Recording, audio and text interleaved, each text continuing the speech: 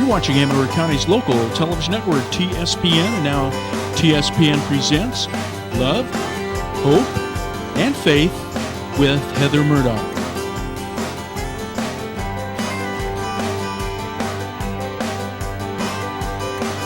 Okay, we're on, guys. Hey, good morning and welcome to Love, Hope, and Faith. My name is Heather Murdock, and if you've been a regular viewer, you may see a different look this morning. I have two amazing musicians I'll introduce in just a minute. And so we took out the couch and we've got the stools and the mics and the guitar, and we're gonna do some beautiful music today. Well, I should say I'm not going to, because I would scare you all away. But they are going to be doing some beautiful music, and this is Sandy and Steve Padilla. Good morning. Hi. So good to have you guys. Thank you. It's great to be here. Yeah, and you guys are from Sacramento, right? We are. Yeah. Amazingly Down in the enough. valley. Yeah. But we love the drive out here. It's beautiful country out here. Yeah, it's God's country for sure. Absolutely. Yeah, good. Yeah. Well, I wanted to share with the viewers how I met you guys. Actually, I met you. This is the first time I've met your husband, but we were both invited to a Christian Women in Media luncheon. Yes. I'd say about a month or so ago, and I met you and we connected, and I heard, and you gave me your CD, which here is Steve and Sandy, and it's called Something New, and it's an amazing CD, and we'll talk about how you can get these later in the show. But you shared a little bit of your story and your husband's story, and we really connected, and I just felt like God saying, yes, you got to get them on your show. So here you are. Here we are. So it's Yeah, good. It's cool how great. God connects people like that. And I also wanted to give, before we get on with your story, I wanted to do a shameless plug for my brother-in-law, who actually wrote my new bumper music. If you've heard that, it's from Mike Murdock, who's an amazing singer-songwriter, and he wrote my new instrumental for my show. So I want to say thank you, Mike. Thank you for blessing me. I love the music, and everyone's giving you lots of compliments about it. So That's really cool. Yeah, isn't it? It's nice to have a musician in the family. Sure. That's Yeah, cool. yeah. Bumper music. That's Bumper cool. music, That's yeah. like one of my first gigs. I remember doing that for a cable show in Berkeley. I think it was called Sidewalks. But it was like in the 80s. It sounds, if you play it now, it just sounds so funny. Are you probably, It sounds really yeah, funny. do you are you critical of your old stuff? Absolutely. Yeah. As an artist, you're probably always you're never satisfied, right? Pursuit of perfection. Especially the old stuff. It's Yeah. embarrassing. Well, how long have you guys been playing music?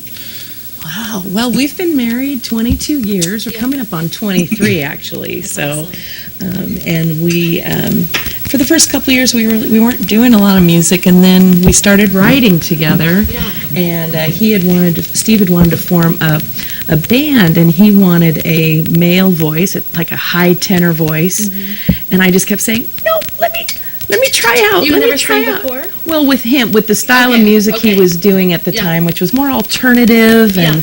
I was very pop and high praise oriented. Yeah. And he didn't think I could do it, but we lowered the song keys. Yeah. And he let me try out, and then he said, "This is it." Was it a tough It's a audition? band. And It auditioning was. for your It kind of husband? was my hardest audition, but I made it. You made the cut. That's great. Were you surprised that she was able to pull it off? Because you had a vision, kind of what you wanted. Yeah, but I'm glad. No, I'm glad it worked out. I mean, I always knew she was a great singer. That's how we met. We met because we were both trying out for a band. Yeah. And then we did music together for about a couple of years. We just did trying to write songs and pop songs and kind of did that for a couple of years. And then I don't know what it was, but like after 2 years, I was like, hey, maybe we should date or something. And so Why don't we're hanging out all the time, might as well just date. Yeah. and so that's kind of how it happened. And Yeah. like about a few months later, it was like 8 months later, we got married. That was great. So have you guys, I should have said in the beginning, obviously this is a Christian show, but I should let people know you are a worship band, a Yes. praise and worship band. And so have you always been in the Christian genre, or did you evolve into that? Actually. No, I didn't grow up in a religious home at all. In fact, my parents were pretty much amoral. Just do whatever you want, as long as you're not hurting somebody. Yeah. And Right, so, all I wanted to be was a rock and roll star Yeah. and rich. Well, you have the hair for it. And so and then that way people would like me. Yeah. And so that's what I wanted to do. And so I just kept pursuing that. So I ended up living in San Francisco and pursuing that career. And I remember being in the middle of the city after a year or so, and I just remember I was like, man, I'm in this place. It's like 5 square miles. There's like 1 million people in it, and I feel like the loneliest person on the planet. Oh, yeah. And so I just called out to God. I said, God, if you're real, I did one of those prayers. God, if you're real, man, send me somebody, or help me not feel so lonely. And the next day, that's the phone rang, and it was Sandy. And wow, Sandy, we had been out of touch for a year because I was in San Francisco pursuing the thing, and she figured out where I was and called, and we started, hey, let's do some projects together. And then that's when, like, after a little bit after doing that, I said, hey, let's go out. And so she was a Christian. She was going to church, and here she is dating this worldly secular guy. With crazy hair. I mean, he had the 80s hair where it was like it just keeps angled going. cut, and it never stopped. And you were a keyboard player, or you? I was a keyboard player, and I was a recording engineer, producer, and so we were dating, and the whole time she's having like this inner turmoil. I didn't even know. I didn't understand it. It's like she's like, man, I'm dating this person, but he doesn't believe in God, and he doesn't go to church, and I didn't understand. I'm like, what's the big deal?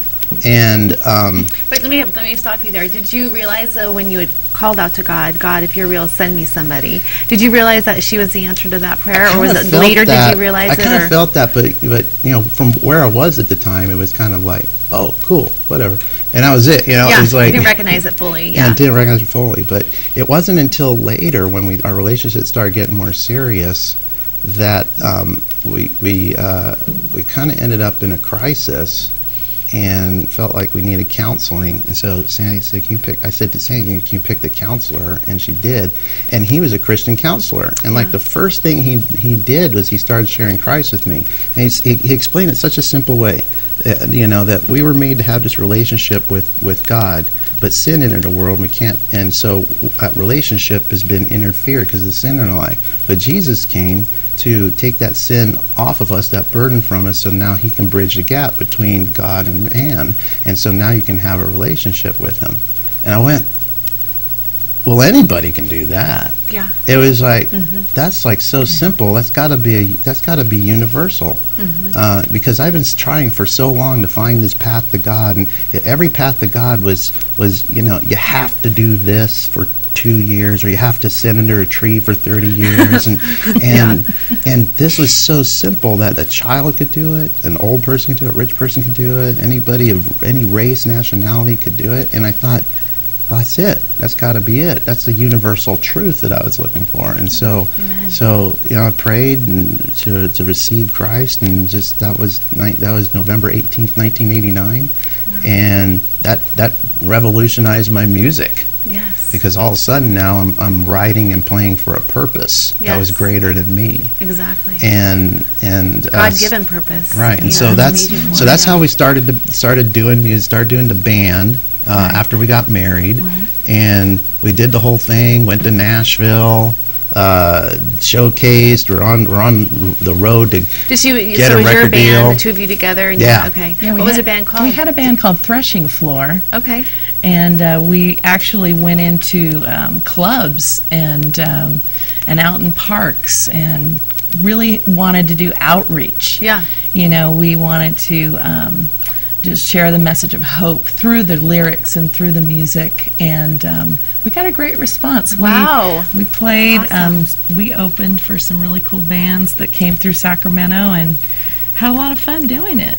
So Nashville, I thought Nashville, well, I know now, but I always thought Nashville was like the country music mecca. But it really is just music, and there's a lot of Christian there's a worship huge bands out Christian there, hub right there, yeah. and Charlie Peacock, and all the major Nashville's all kinds of producers music. there. It really is. I mean, How long were you country's out there? heavy, but we were only out there to showcase. So we would fly out there, talk to people, fly back. So never lived there. And didn't really want to. I love California, and I love this. I actually love Northern California. We're big Northern California fans. Yes, so. NorCal all the way. Yeah. So we were out there and trying, but then we realized, I think something said, we're not ready. Our kids were really young. And we felt like, we're not ready to do this. I don't think God's telling us it's time. So we kind of put it all on the back burner and spent time with trying, it's time to raise our kids. Yeah. And you can't go back. You can't take back those years, so exactly. you need the investment spent. So we and were it wasn't working, yeah. it wasn't, we were a little too progressive at the time. It wasn't God's timing, It wasn't God's timing. Yeah. It just wasn't, Yeah. there's a timing for everything. And the trick is to have the patience and wisdom to know, like, is God asking me to move forward something, or is he asking me to hold on? Do I need more growing to do? Yes. And that was it. Yes. I needed more growing to do. I just didn't realize at the time how much more growing I needed to do. Yeah, and there's so much more to your story, and we have about a minute before we go to break, and so I can't wait to hear there's a recovery story, and my viewers know that I'm involved with the Celebrate Recovery Ministry. I'm a leader, but I've also been through the 12 steps, and I know you have been as well. Yeah. And so you're going to share that with us today. But when we come back, we bring us back with a song, Yeah. and then we'll continue talking to you guys, okay? Great. Thank you for being on this morning. So we're going to take a 3-minute break. We'll be right back.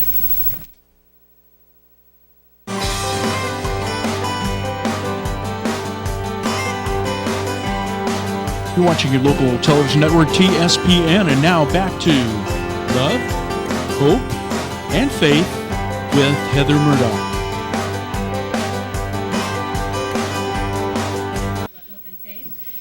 I'm here with Sandy and Steve Padilla, and you were sharing your story earlier. But you guys are gonna do a song for us, and This is a song you wrote, right? Yes, this is a song called "I Need You Now," Yeah. and it's just about being connected to the source of life. And there's times where we're just parched, and we just need the presence of God to just fill us and lead us. And so this song is called "I Need You Now." It's so beautiful. I love it. In a dry and weary land, I thirst for you, I thirst for you. You are water for my soul. I need your presence now, or I'll crumble here, I'll crumble. I know your love can make me whole.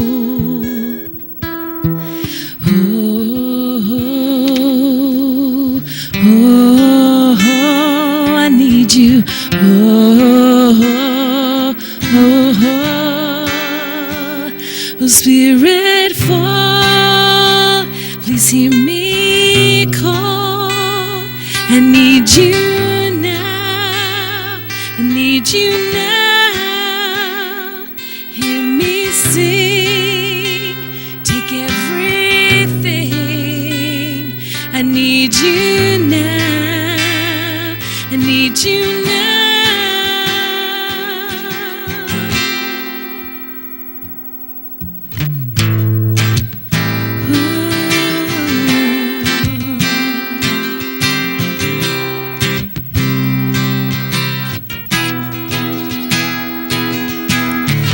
In the day of testing, Lord, I'll wait for you, I'll wait for you, 'cause you are always by my side. And every time your grace pours out, I'm humbled here, I'm humbled. Your tender arms are open wide. Oh, oh, oh, I need you. Oh,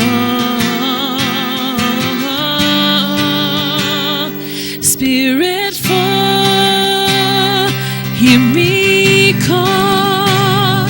I need you now. I need you now. Hear me sing. Take everything. I need you now. I need you now. Spirit, fall. Please hear me call. I need you now. I need you now. Lord, hear me sing. Take everything. I need you need you now.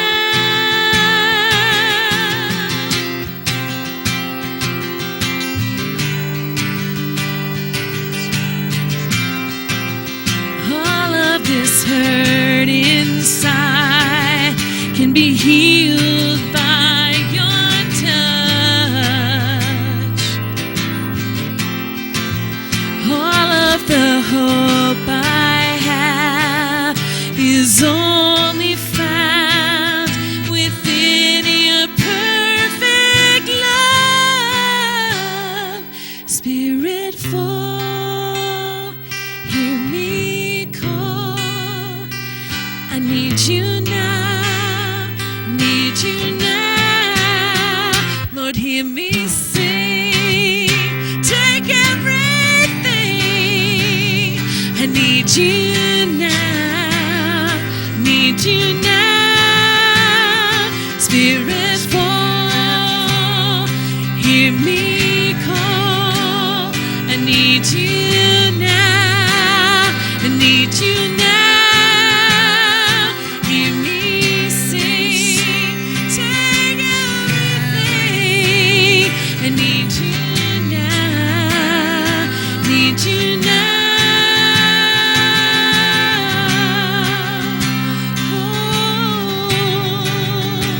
I need you now. Oh yeah, I need you now.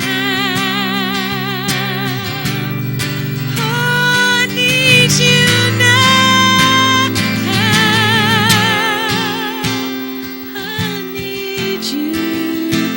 I need you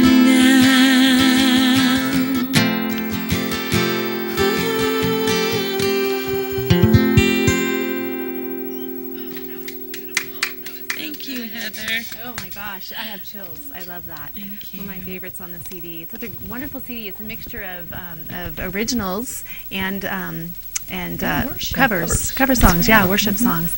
So, was there a time in your life or a situation that inspired those lyrics? I have a feeling there must have been. Absolutely. I think there's many situations that we've been through. We've been through just financial struggles and just having to. Here, wait, move this. Oh, sure. There you go. Sorry. That's okay. Just, I want to see your beautiful face. Different times where we've just had to.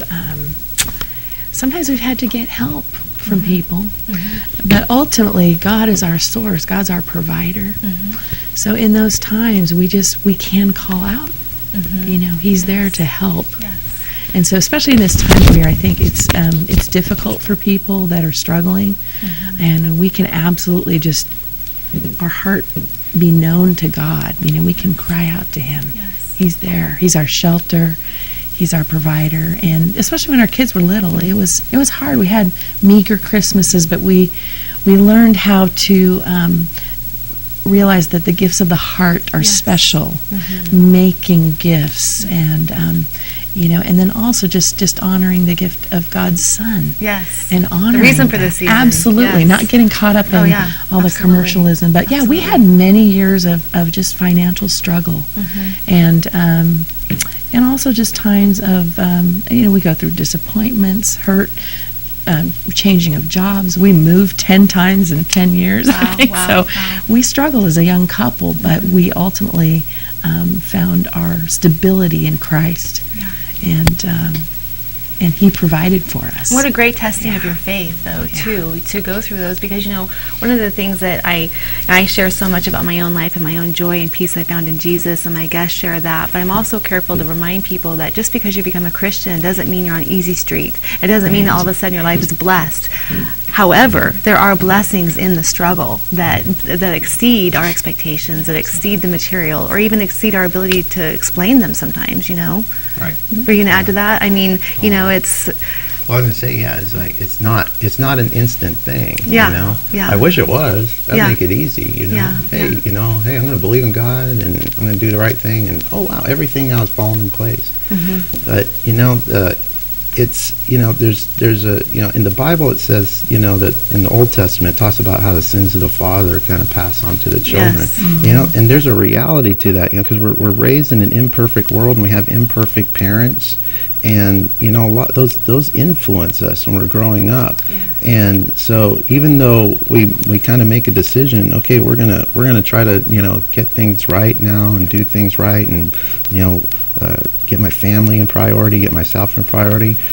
We have to go through this process of figuring out, like, oh, wait a minute, maybe there's some thoughts or patterns that I have in my life that aren't that healthy or not contributing to that. Exactly. And so that was my journey in this.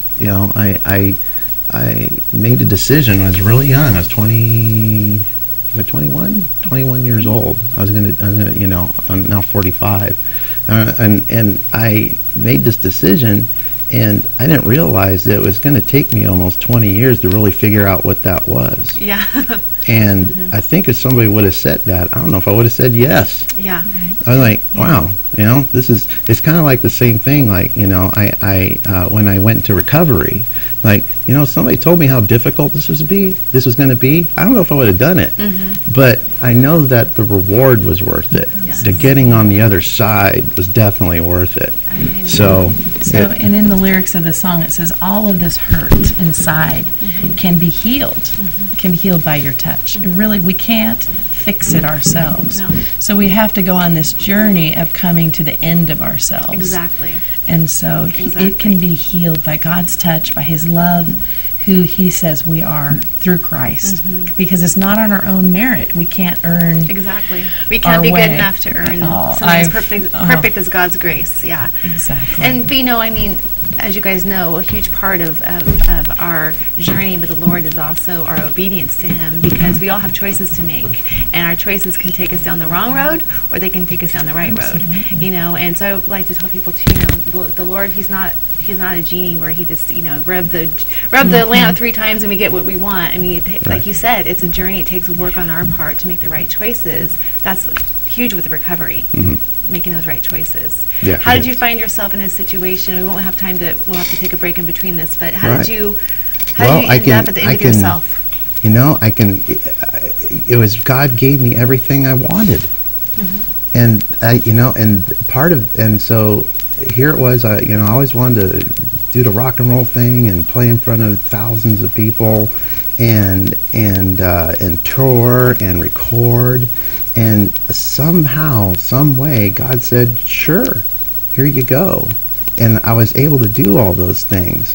And in the process of finally, realizing my dream, what God was allowing me to do was to see what it was like, and then say, okay, you got it. Now, let go of it, and let me show you my dream that I have for you. And so that's what the next step was, and there's a little story behind it. So when you were touring, was it with a secular band or? No, it was with the Christian group. Yeah. And which this is a great story, because just because you're doing the Christian thing doesn't mean that you're not vulnerable to the temptations of the world. And sometimes it may be easier because you can hide behind it. Sure. You can hide behind. You can totally hide behind it. So good. I haven't heard this story, and I've been saving it intentionally so I could hear it on the air like everybody else. But it's going to be a blessing. So, and when you come back, I want to do another song too. Great. Let's do a few more songs. So be thinking about maybe even a Christmas song. Oh, Yeah. I mean, at the end you can wrap up with a Christmas song. That'd be great. But yeah. So Celebrate Recovery, just before we go to break. So CR is how you kind of worked through all this? CR was the launching post for me to really find that accountability and that direction. The tools. The tools, exactly. Good, yes. okay. We're going to take a break. We'll be right back. The Gordon Hill You're watching your local television network, TSPN, and now back to Love, Hope, and Faith with Heather Murdock.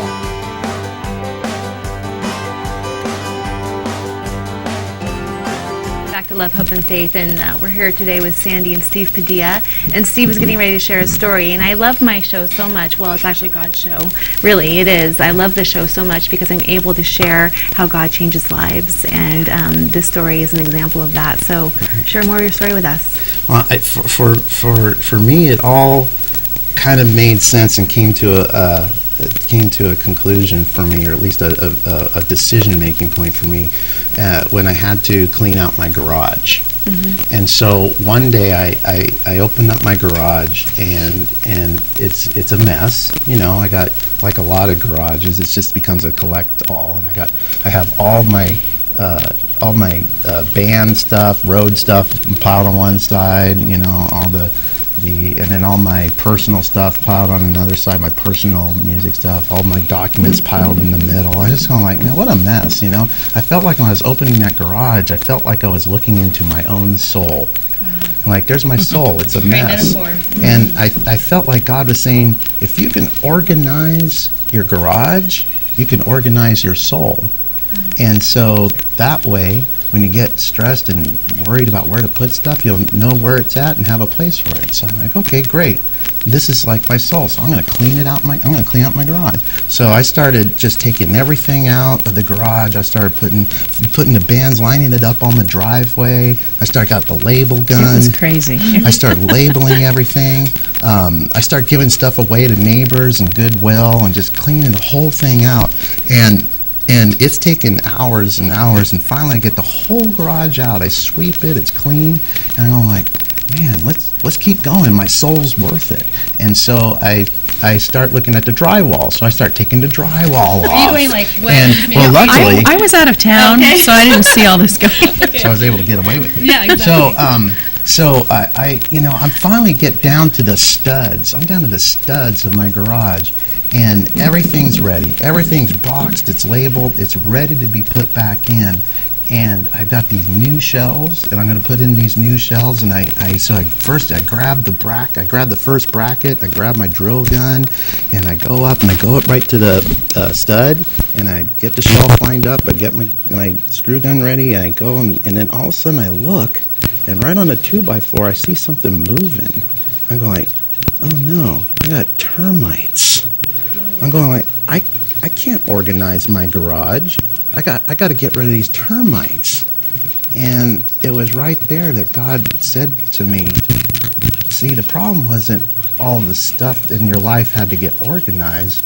The problem was you had to get everything out so you could see what the real problem was. And the problem was the sin in your life, and that sin was alcoholism. And I began the process of confessing. I confessed to my family. I asked for their forgiveness, my son, my daughter, my parents. I started calling up friends and relatives and just saying, I need your forgiveness. I was lying to you. I was living this double life. I was hiding my alcoholism from everybody. Nobody knew I drank. I kept it all hidden, tucked away, so that nobody would know. And so, I started asking for people's forgiveness and began the process of restoring my relationships with my family and with my friends and my co-workers. And so the next things I had to do is I had to get the termites out. I got to get rid of these termites. And so we had to figure out where termites come from. They live underground. There's usually some hive somewhere that they're coming from, that they're burrowing from. So we look on the side of the garage. I see this here's where they're coming. So around the side of my garage, I have all these bamboo plants and river rock, and it just became a festing ground. It was a fern gully for insects. Yeah. So it was time to do some clear cutting. So my son comes out and helps me now. So my son's going, we're chopping down the bamboo. We're getting out this river rock. We're finding like old G.I. Joe toys from 1978, And, collector's items. And finally just get all that out. Took hours and hours. We finally get the bamboo down to about an inch or like about a half an inch. And finally I realized like, man, you know what? Paul, it's my son. I gotta go. I got some meetings I gotta go to. And you know what, just forget this. We'll take care of it tomorrow or the next day. And, you know, just go inside, forget about it, go play some video games or something. He's like, okay, sure. So he goes in, and then I get in my car, I go to my meetings. A few hours later, I come back home, and I pull in, and I notice that that whole area, it's now all cleared out. It's down to the dirt. There's no more plants left, and my son's out there, and he's pouring oil on the ground there so that everything there dies, and the insects and the plants can't grow. So he's pouring oil on there, and God gave me the second half of that picture, and He said, you know, you may have saw the sin in your life, and you may have recognized the termites in your life, but it's the Son that's going to come and remove that sin and remove those bitter roots and anoint you with oil. Wow. And the beauty is you don't even have to ask. And that was grace. You know, the Son did that for us. He came, He died for us, removed that sin from us, and we don't even have to ask Him to. It's a done deal. And so that was what began the process of getting rid of that alcoholism in my life, and I stopped drinking on March 23rd, 2010. Yeah. And God just removed that desire from me. Yes. And so that's when I jumped into Celebrate Recovery. Was it offered at your church? And it was offered at my church. Yeah. Prior to that, what did you think CR was for? Did you have any preconceived ideas about? We had been leading worship at Celebrate Recovery. Okay. And every time we would go, I just had this sense like, this is your family. This is your family. And but I still felt a little bit removed. Do you know what I mean? It's like, well, yeah, kind of. Yeah, I mean, they're my brothers and sisters in Christ. Like, is that called denial? Yeah, it was a little bit of denial. Yeah. You know, we each carry a suitcase of our stuff in one hand, and